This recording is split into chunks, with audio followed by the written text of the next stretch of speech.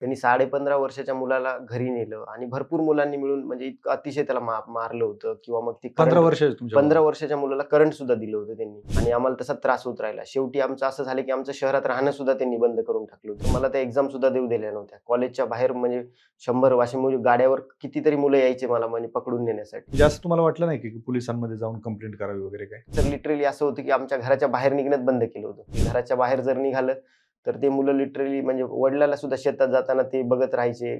आईला सुद्धा बाहेर जाताना बघत राहायचे. तर त्यामुळं मग मी गाव सोडताना सुद्धा सर मी गावातून नदीला आलो. नदीतून मग इकडच्या रस्त्याला लागून आलो होतो. म्हणजे गावाच्या मेन रस्त्याने सुद्धा मी गावाच्या बाहेर नव्हतो. त्यानंतर सर मी 2022 पर्यंत गावात पाऊलच ठेवलं नव्हतं. परभणी शहर होतं.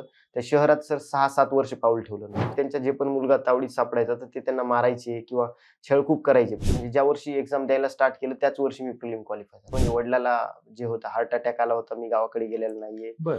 त्यानंतर माझ्या काकाच्या मुलाचं लग्न होतं, त्याला गावाकडे गेलो नाही. माझी चुलत आजी वारली, त्याला गावाकडे गेलो नाही. स्पर्धा परीक्षा तयारी करतो हे कुणालाच कळू दिलं नव्हतं. नवीन विद्यार्थ्यांनी काय करायचं याच्यापेक्षा काय करू नये का तिकडे जास्त फोकस करायला हवं. एक्झॅक्टली. सुरुवातीच्या 50 दिवसात 18 किलो वजन कमी झालं होतं आणि नंतर 60व्या दिवशी म्हणजे 60 दिवसामध्ये 90 किलोवरून 68.7 केजीवर आलं. पराभवाला कधी घाबरू नका. कारण एक विजय असा येईल, की ते तुमचे सगळे पराभव पुसून टाकेल.